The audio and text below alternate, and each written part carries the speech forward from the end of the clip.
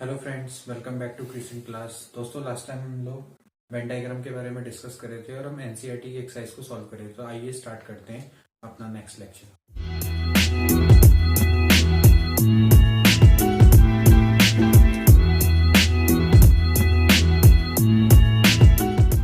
तो दोस्तों, हम लास्ट टाइम एक एक्सरसाइज को सॉल्व कर रहे थे, उसमें कुछ क्वेश्चंस रह गए थे, तो उसको जल्दी से फटाफट से हम उसको खत्म कर लेते हैं। तो जैसे इसमें कुछ क्वेश्चंस हैं, हमें बताना है कि which of the following pairs of sets are disjoint. Disjoint का मतलब क्या होता है? जैसे कि अगर आपके पास दो सेट्स हैं, वो डिसजॉइंट कब कहलाएंगे? जब उनका ए इंटरसेक्शन बी क्या होगा? नल होगा, यानी उनके बीच में कुछ भी कॉमन नहीं होगा, तो उसको हम क्या बोलते हैं? डिसजॉइंट सेट्स बोलते हैं। ठीक है, तो जैसे कि आपको बताना है कि कौन कौन से पेयर डिसजॉइंट है। जैसे कि पहला एग्जांपल है, ये है ए सेट है आपका 1 2 3 4 एंड बी है, बी आपको सेट बिल्डर फॉर्म में दे रखा है। X is a natural number and x is between 4 and 6 including 4 and 6। तो इसको आपसे इस तरह से क्या, x such that x is the element of natural number and x is the element and x is lying between 4 and 6। Okay, तो आप एक काम करो, जरा इसको रोस्टर फॉर्म में कन्वर्ट करें। तो रोस्टर फॉर्म में जब इसको कन्वर्ट करेंगे तो क्या क्या आएंगे? एक आएंगे 4, एक आएगा 5, एक आएगा 6। तो जब आप ए इंटरसेक्शन बी निकालेंगे तो इंटरसेक्शन बी में 1 2 3 4, यहां पर है 4 5 6, तो इन दोनों में क्या कॉमन है? 4 है। तो ये तो डिसजॉइंट नहीं है। ओके, कोई और एग्जांपल देखते हैं, जैसे कि जो कि डिसजॉइंट हो। जैसे सेकंड एग्जांपल इसका, जो इसका सेकंड एग्जांपल है, आपकी स्क्रीन में दिख जाएगा वो, A E I O U N C D E F. तो इसमें ई कॉमन है, तो ये भी अगेन डिसजॉइंट नहीं है। ठीक है, इसका थर्ड एग्जांपल देखो, जैसे ए इज इक्वल्स टू है X, X is an even integer. Okay, and B it is y is an odd integer। तो दोस्तों, a even integer and b odd integer. तो अगर आप इवन और ऑड इंटीजर को देखें तो a में जो इवन इंटीजर्स आएंगे वो क्या क्या होंगे? जैसे फॉर एग्जांपल 0 इवन इंटीजर है 2 4 6। ओके, इसी तरह से -2 -4। जो b है, b की वैल्यू देखो, वो आपके क्या होंगे? और इंटीजर्स क्या होते हैं? 1 3 5 7। ओके, यहां पर आपके क्या होंगे? -3 -5। तो a इंटरसेक्शन b निकालो, क्या इनमें कुछ कॉमन है?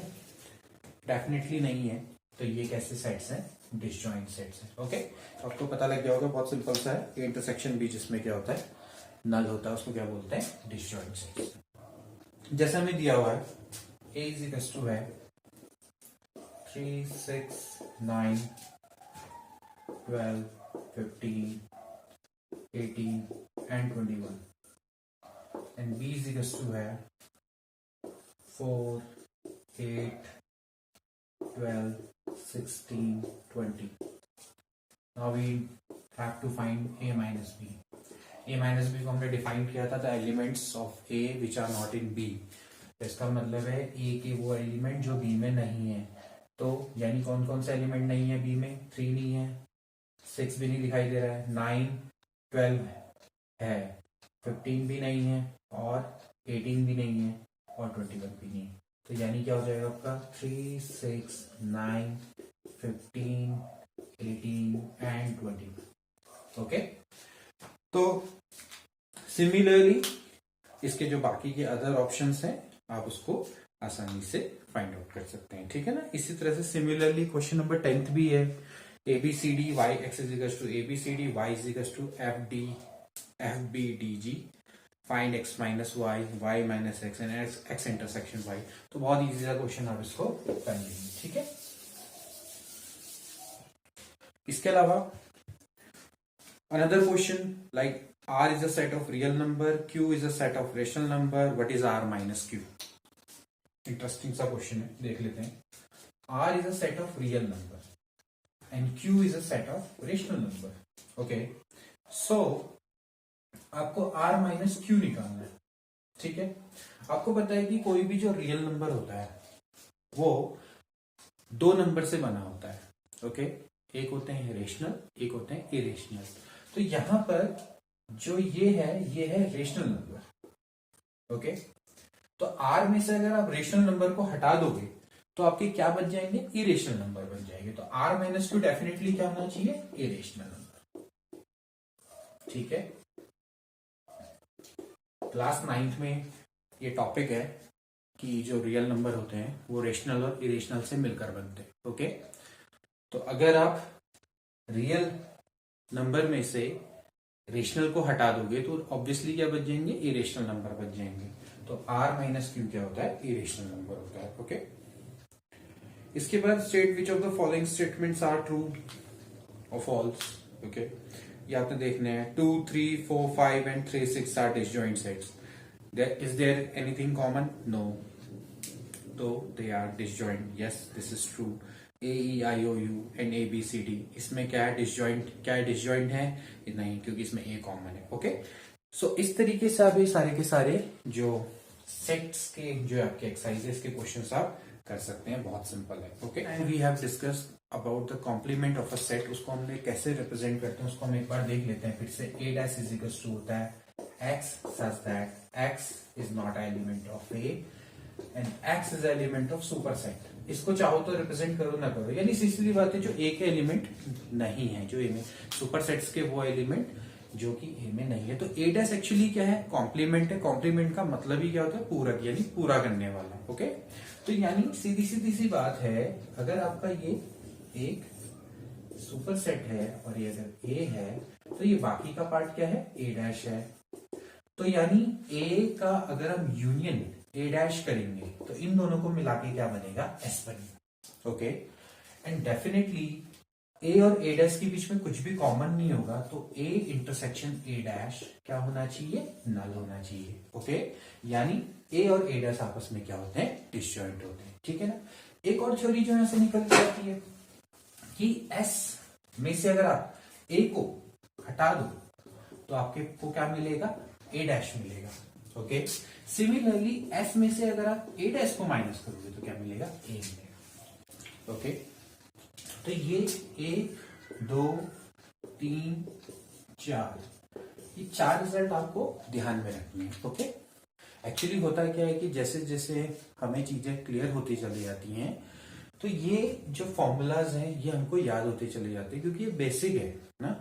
अगर हमारा बेसिक क्लियर होता है तो हमें ये सारी चीजें अपने आप ही समझ में आने लग जाती है. ओके, इसको मिटा देते हैं.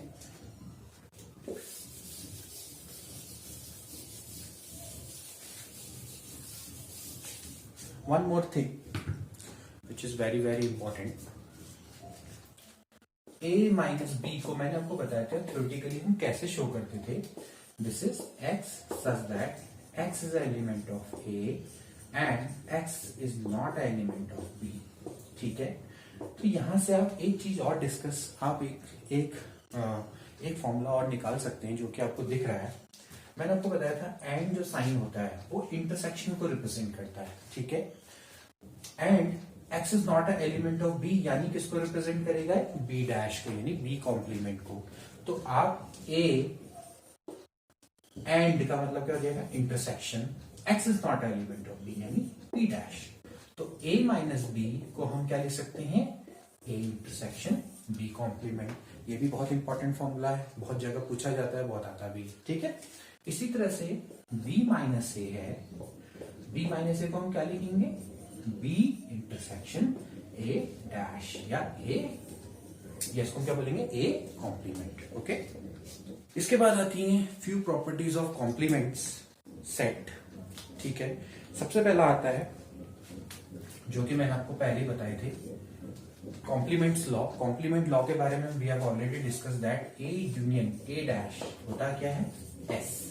इसी तरह से ए इंटरसेक्शन ए डैश क्या होगा, नल, यानी ए union A dash super set यानी टोटल सेट बनेगा और इन दोनों में कुछ भी कॉमन नहीं होगा। ठीक है ना। जो दूसरा सबसे इंपॉर्टेंट थ्योरम है, this is known as a De Morgan law.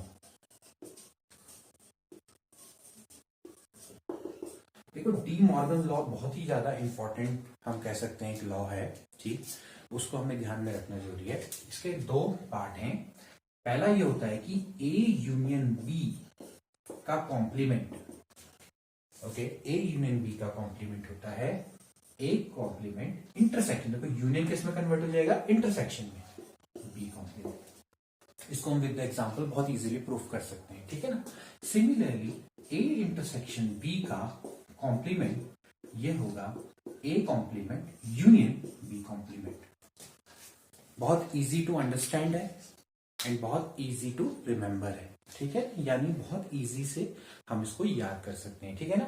Union convert हो जाता है इंटरसेक्शन में और इंटरसेक्शन कन्वर्ट हो जाता है यूनियन में। So this is D Morgan law. ठीक है ना। डी मॉर्गन का बहुत इंपॉर्टेंट नियम है। ठीक है ना। इसके बाद अगला जो है, इन दो को मैं मिटा देता हूं। जो तीसरा लॉ है, तीसरा लॉ है डबल कॉम्प्लीमेंट। कहने का मतलब ये है कि ए कॉम्प्लीमेंट का अगर हम फिर से कॉम्प्लीमेंट निकाले, ये ए के बराबर होता है। ओके, ठीक।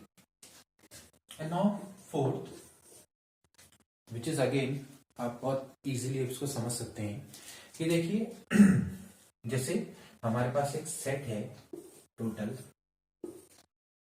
अब आप अगर इसका कॉम्प्लीमेंट निकालने चलेंगे तो क्या होना चाहिए, this is again another law which is very very important, that कि हमें एस का हमें कॉम्प्लीमेंट निकालना है। तो एस का कॉम्प्लीमेंट हम कैसे निकालेंगे भाई, देखो ऑलरेडी एस के एलिमेंट तो सारे के सारे हैं, तो उसका जो कॉम्प्लीमेंट होगा डेफिनेटली क्या होगा, नल। ओके, यानी हम कॉम्प्लीमेंट को इस तरह से भी डिफाइन करते हैं कि ए को अगर हम एस बनाना चाहते हैं, ओके, ए को अगर हम सुपर सेट बनाना चाहते हैं तो जो एलिमेंट्स रिक्वायर्ड है यानी ए डैश के एलिमेंट, वो उसका क्या कहलाता है, कॉम्प्लीमेंट।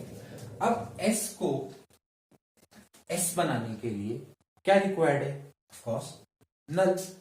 ओके, क्योंकि एस तो ऑलरेडी क्या है, कंप्लीट है अपने आप में। ठीक है, तो एस यूनियन फाइव क्या होगा, एस होगा। ठीक है, इसी तरह से जो फाइव है, फाइव का कॉम्प्लीमेंट क्या होना चाहिए, फाइव को एस बनाने के लिए एस रिक्वायर्ड है, तो यानी आपका क्या होगा, फाइव का जो उल्टा होगा यानी कॉम्प्लीमेंट होगा, यानी जो उसको पूरा करेगा एस बनाने के लिए, वो आपका क्या होगा, एस होगा। ठीक है, देखिए यहाँ पर बुक में इसको एस को सुपर सेट को यूनिवर्सल सेट से भी रिप्रेजेंट करते हैं, तो इसमें आप कंफ्यूजन मत करिएगा। एस की जगह पर हम यू भी कर सकते हैं use, it doesn't make any difference. Okay, that's it for the today's topic, and next topic हम जिसकी एक्सरसाइज है कॉम्प्लीमेंट से रिलेटेड उसको सॉल्व करेंगे। Okay, thank you.